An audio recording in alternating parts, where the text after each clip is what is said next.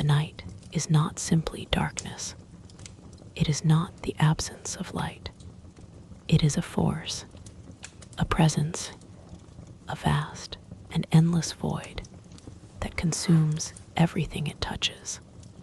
And in the world of Elden Ring, the night is the cold nothingness of space itself, a reflection of despair made manifest, a power that does not conquer, a power that erases. Should the night lord triumph, nothing will remain. No life, no order, no memory, only an endless desert beneath a silent sky. When this cataclysm spreads across the lands between, it does not merely destroy the world. It unmakes it. Space collapses. Time dissolves. Reality itself is stripped away. Even the sacred Erdtree, the very symbol of order, is swallowed by its shadow. The night exists in direct opposition to the Golden Order. Where the Erdtree brings structure, the night brings oblivion. Where order preserves, the night erases. Where light reveals meaning, the night reveals only emptiness. And at the heart of this cosmic force stands a single being, the origin of the night's tide, the vessel of its power, the one known as Heelsto. The night is not a simple enemy. It is vast. It is dynamic. It has many faces, and these faces are embodied by the Night Lords, powerful beings who each represent a different aspect of the night, its hunger, its cold, its mystery, its balance, its violence, and its wisdom. At the top of this hierarchy stands Heelsto, the source from which the night flows. Yet he does not stand alone. Other beings, once living creatures of the material world, have been transformed by the night's influence. They now serve as his subordinate lords, ruling over their own domains within the spreading calamity. To understand the night itself, we must understand them. Each Night Lord tells us something about the nature of this cosmic force. Each represents a fragment of its meaning. Each carries a story shaped by loss, transformation, and despair. And so, in this journey through Night Reign, we will explore the 7 Night Lords, their origins, their symbolism, and their connection to Heelsto, the Lord of Night. The night did not begin with Heelsto. It existed long before his rise. There are signs of this in the ancient Nox, a mysterious people deeply connected to the power of night. Their sorceries manipulate the absence of light itself, drawing strength from darkness rather than illumination. These practices existed long before Heelsto's arrival. It is possible the Nox encountered him. Perhaps they even called him to these lands. But the power they worshipped was already present. The night was waiting for a vessel.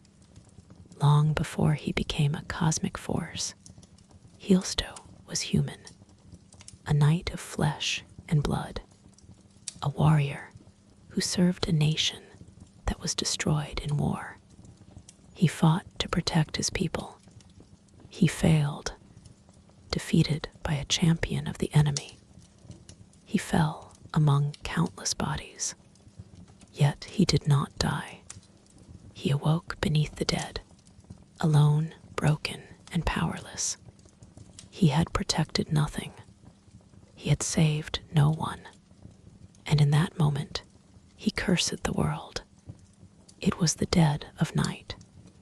Rain fell from the heavens, and something answered his despair. That night, Heelsto became something more than human. The night was drawn to him, to his grief, his emptiness, his absolute loss. It chose him as its vessel. Some believe the night is the will of an outer god, a cosmic entity representing oblivion itself. Like other divine forces in the world, it seeks influence through mortal agents. And in Heelsto, it found the perfect champion, a man who had lost everything, a man who desired nothing, a man who would erase the world just as the world had erased his own. The calamity that now spreads across reality reflects the moment of his transformation. Endless night, falling rain, and the crushing weight of despair. The night is not merely destruction. It is the shape of his sorrow. Those who encounter the night Lord speak of a terrifying emptiness, an absence of feeling, an endless forward motion without purpose or care. This is the nature of Heelsto's existence. He is the void, the black silence of space, the cold nothingness beyond all meaning. And in this, we see an unsettling similarity to another force within the world, the frenzied flame. Both seek to unmake order. Both reject the structure of reality, yet their goals differ. The frenzied flame seeks to return existence to a primordial unity, to melt everything into one. The night seeks something far colder, total absence, the heat death of the universe. Though Heelsto embodies the night in its entirety, his power manifests through 7 subordinate lords. Each was once a living being. Each was transformed. Each now represents a different aspect of the night's nature.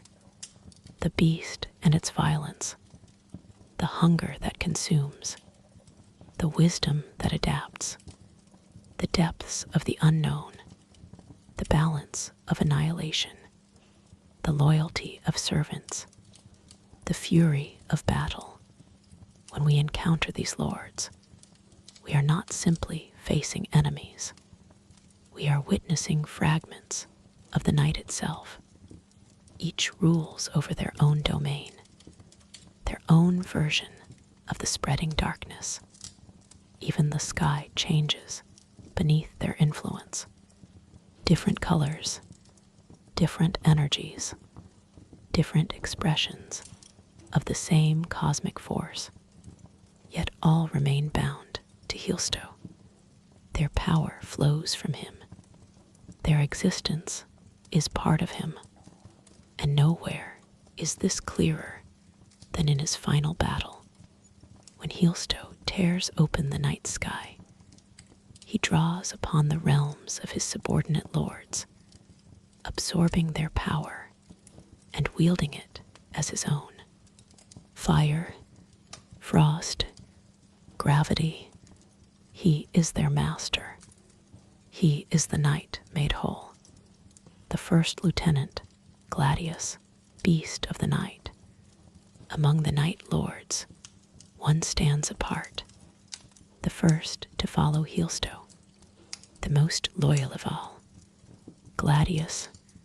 Once Gladius was only a wolf pup, born with 3 heads, feared by its kind, and cast out from its pack. Alone and rejected, it wandered the world, until one night, beneath falling rain, it encountered a man, a broken knight who showed no fear. Heelsto did not strike the creature. He embraced it, and from that moment, the beast never left his side. This encounter reveals something extraordinary. At this early stage, Heelsto still possessed fragments of humanity. Compassion, connection, emotion, these qualities would eventually fade, consumed by the night's emptiness. But with Gladius, we see the last echoes of the man he once was.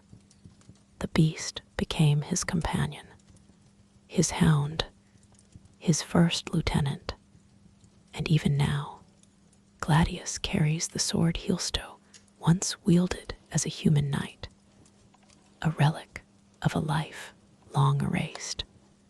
The beast of the night, when Gladius ascended as a night lord, its nature transformed. It became more than a creature. It became an embodiment of violence, rage given form, the untamed fury of the night. Its control over fire reflects this nature, a symbol of destruction, instinct, and primal force, where the Erd tree represents order and harmony. Gladius represents chaos, a three-headed beast, wild and unrestrained, the perfect servant of oblivion. And yet, Gladius is only the beginning. Beyond the loyal hound lie other night lords, a dragon consumed by endless hunger, a collective intelligence born from survival, a cosmic watcher drawn from the depths of space, a demon obsessed with balance, and warriors shaped by ancient gods. Each carries a story. Each reveals a different truth about the night. The night does not express itself through a single form. It spreads, it adapts, it reveals new faces of despair. Beyond the loyal beast Gladius, other night lords emerged, beings who embody different aspects of the void. Each one reflects a fragment of the night's nature, shaped by transformation, loss, and cosmic influence. And among them, one represents the most primal force of all: hunger, an endless, devouring need that can never be satisfied. This is the being known as Adele, a creature called the Gaping Jaw. Adele was once a dragon, an ancient and powerful being, born in a distant age, long before the night spread across the world. But unlike other dragons, Adele possessed an insatiable appetite, a hunger that never faded, a hunger that only grew stronger with time. It consumed endlessly, flesh, land, life itself. Yet satisfaction never came. This constant craving shaped its existence, driving it toward ever greater acts of destruction. When the influence of the night touched this creature, it found the perfect vessel, for the night itself consumes without purpose. It devours existence, not out of need, but because emptiness must expand. And so the dragon was transformed. Its hunger became infinite. Its body changed, becoming monstrous and distorted, shaped by endless consumption. It no longer sought survival or dominance. It existed only to devour. Adele represents one of the fundamental truths of the night. The void always grows. It always spreads. It always consumes. Just as a black hole devours everything drawn into its gravity, the night erases all things that fall within its reach. Nothing escapes its pull. Adele is the living embodiment of that cosmic principle, a force that swallows without thought, a hunger without meaning, a mouth that never closes. In battle, this nature reveals itself clearly. Adele unleashes catastrophic eruptions of fire, torrents of destructive energy that engulf everything nearby. This fire is not simply flame, it is annihilation. It is the burning away of existence. Even the landscape itself cannot withstand such power. The world trembles beneath the creature's appetite, as if reality itself is being consumed. Where Adele moves, nothing remains. And in this endless devouring, we see another expression of the night's philosophy. Not rage, not conquest, but erasure. Yet the night is not only instinct and hunger, it is also adaptation, survival, intelligence shaped by harsh existence. And this aspect of the night is embodied by another lord. Noster was not always a single being. Long ago, it existed as a vast colony of living insects, fragile creatures surviving in a hostile world. Individually, they were weak. Together, they endured. Over time, they developed a shared intelligence, a collective awareness that allowed them to adapt to any threat. Their survival depended on cooperation, on evolution, on the ability to change.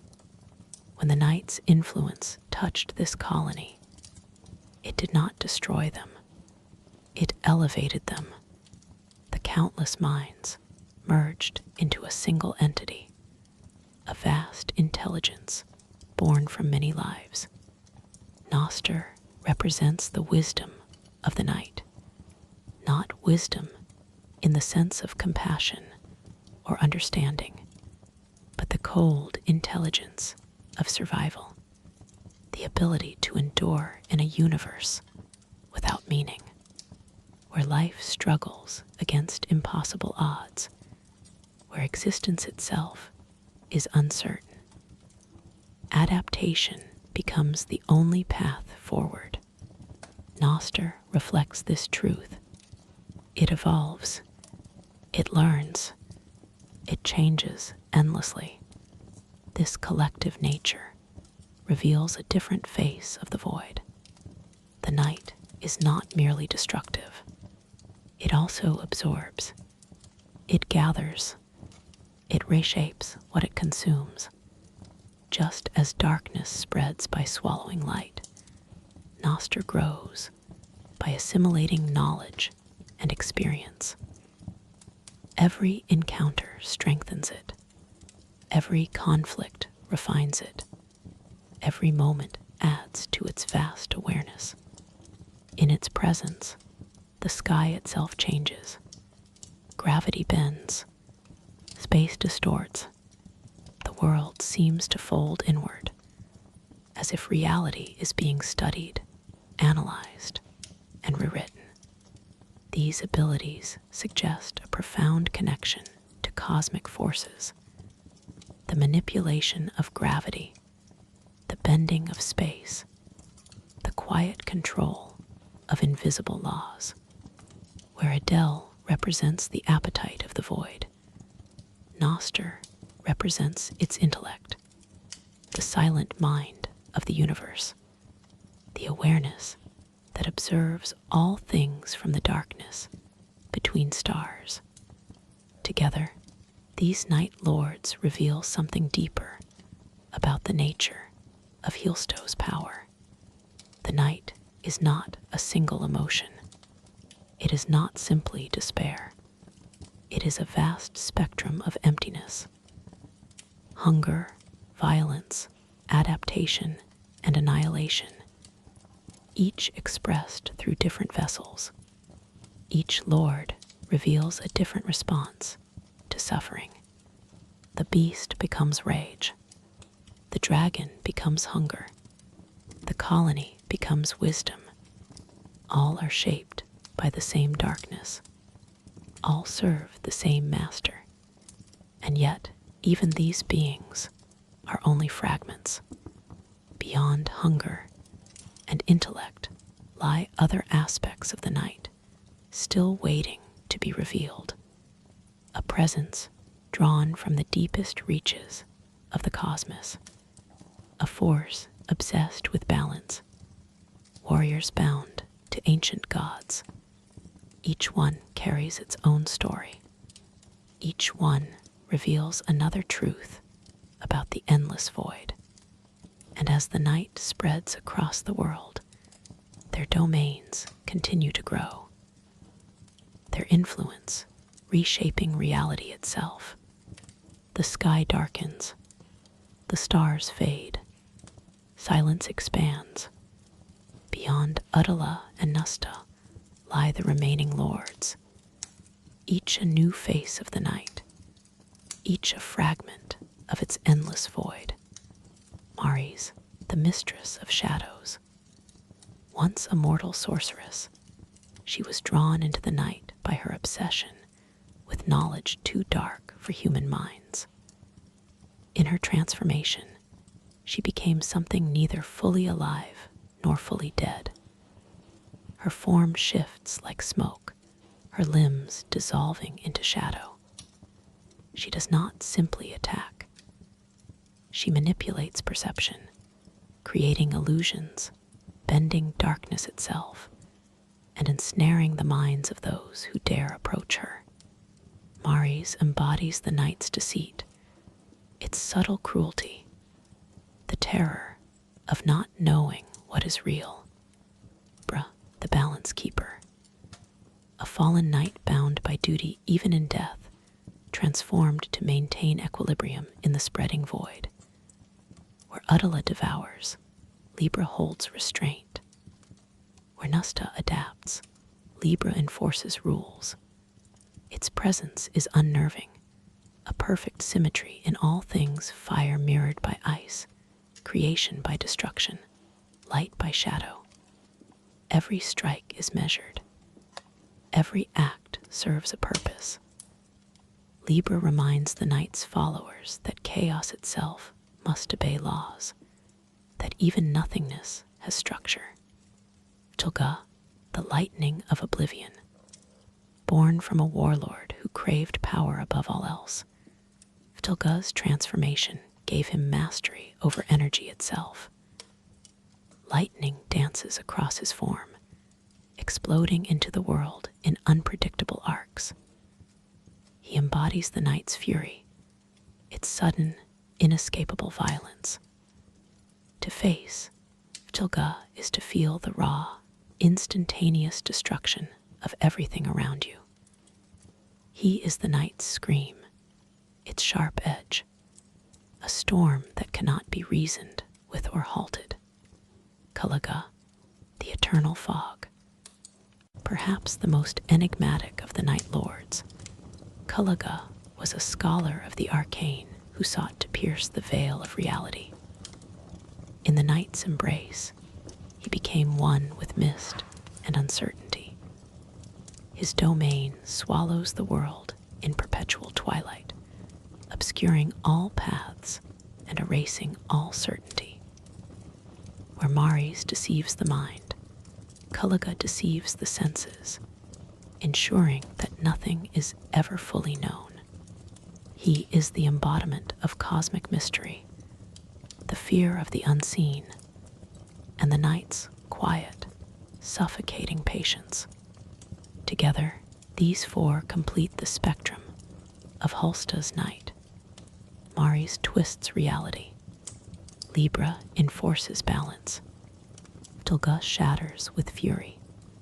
Kalaga conceals, all in shadow. Add to them Gladius, Udala, and Nusta, and we see the full orchestra of the void. Each lord is different, yet all flow from the same source, Heelsto himself. Their powers complement one another. Their domains merge and bleed into the lands, shaping a world of despair and wonder. When all 7 lords are present, the night is no longer fragmented. It becomes inevitable, a force that touches everything, bending existence to its will, teaching the world the same lesson Heelsto learned so long ago, that all things end and that nothing endures against the void. And yet, in the quiet moments, when the fury of Udala subsides, when Nusta contemplates the cosmos, when shadows twist under Mari's hand, when lightning fades around Vtilga, when paths are lost in Kulaga's fog, and Libra watches with perfect stillness. In those moments, we glimpse a truth about the night. It is not merely destruction. It is the shape of inevitability, a spectrum of power, a manifestation of despair given form.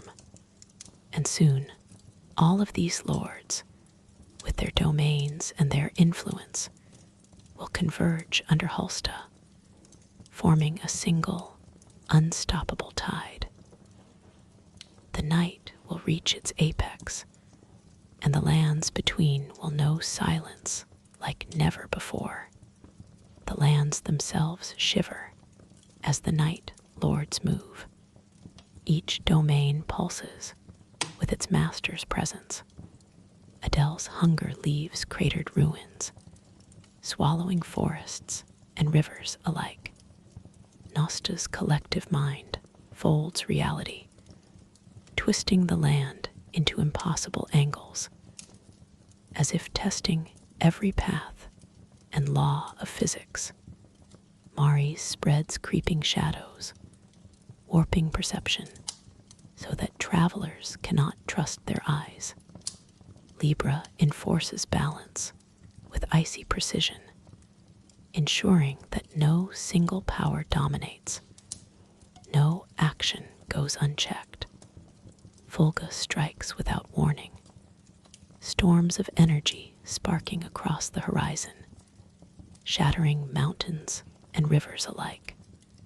Caligo drapes the world in fog, concealing what exists and what does not, erasing paths and drawing all into uncertainty. And Gladius stalks the edges, its 3 heads burning with raw, primal fury, guarding the convergence like a sentinel of despair. All 7 stand, and yet they are not separate. They are extensions of Heelsto, fragments of the same overwhelming force, each one preparing the world for the final embodiment of the night. From afar, the sky darken, folding inward like a black hole, consuming itself. Time itself seems to hesitate. The winds carry whispers, remnants of lives long erased, echoes of hope and fear alike. The Night Lords are not merely powerful, they are inevitable, and as their domains merge, the lands become a canvas for the void's design. Rivers boil into ash, mountains collapse into shadow, forests twist into impossible geometries. Cities crumble under the weight of unseen forces, and every living creature feels the creeping inevitability of the night. Yet even as destruction spreads, there is a rhythm to it, a cadence dictated by Heelsto. He is coming, and with him, the night will reach its apex. The convergence begins. with a slow alignment. The 7 night lords gather, each drawn by a force stronger than hunger, intelligence, shadow, or balance. Adele moves first, its endless appetite propelling it forward, consuming all obstacles in its path. Nosta follows, reshaping the very ground, clearing a path with calculated precision. Maris slips through the shadows, unseen, guiding the flow of darkness to create corridors for the others. Libra glides between them, enforcing symmetry, correcting deviations, ensuring the march toward Heelsto remains perfect. Fulga ignites storms ahead, clearing terrain, breaking resistance, marking the approach with the crackle of raw energy. Caligo suffuses the world in fog, masking the convergence, ensuring that what is coming cannot be understood until it is upon you. And Gladius prowls at the forefront, a living weapon of anticipation, sensing the future chaos that is yet to come. When the 7 finally meet, the world itself trembles. Mountains collapse into dust. Rivers boil into black steam. The sky fractures, revealing glimpses of the void beyond. It is a moment of utter inevitability, a prelude to total annihilation. And then Heelsto appears, not as a knight, not as a man.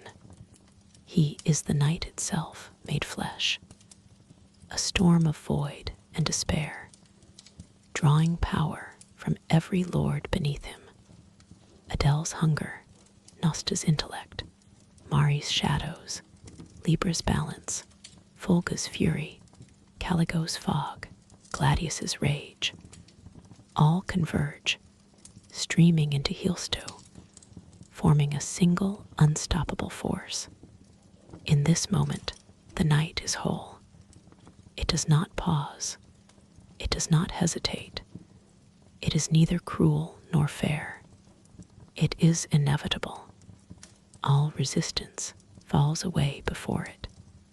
And yet, there is a pattern, a design, a terrifying perfection in the way the night spreads. Each lord plays its part, a fragment of a cosmic symphony, and Heelsto conducts them all. The lands between are no longer a world of scattered life. They are a testing ground, a canvas, a stage for the final expression of the void. And in the quiet spaces between storms, shadows, hunger, and calculation, one truth becomes clear. The night is not a force to be fought in pieces. It is a single, unified presence. And when Heelsto fully awakens, the night does not merely destroy. It reshapes reality itself. The convergence of the lords is the final step before the ultimate collapse. The moment when the night can no longer be resisted. It is approaching, and soon nothing will remain untouched by its shadow. And now, our journey through the night comes to a pause. We have walked among the night lords, each a fragment of the night, each a reflection of despair, loss, and emptiness. Yet even as the darkness spreads across the lands between, it is not without resistance. The night may consume, but it cannot touch what chooses to endure.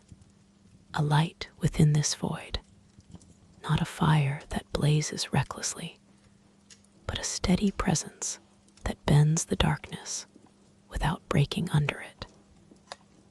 Every step you take against the night's tide reminds the world that emptiness is not absolute. that even in the shadow of despair, there is the possibility of change. And so, though the night waits, patient and eternal, it is not the final word. The lands between still breathe. Life still stirs. Memories remain. And within those who rise to confront the night, hope persists. This is the balance that Heelsto cannot erase. The quiet strength of those who refuse to vanish. As the darkness retreats, even for a moment, listen to the silence. Feel the stillness. Let it remind you that the night is vast, yes, but not infinite. And as we close this chapter of the Night Lords, let us carry this thought. The void may touch all things, but it cannot touch the resolve to stand. Rest now. Let the world grow quiet. Let the shadows linger just enough to remind you that light, in its softest form, endures. And when the night rises again, you will be ready.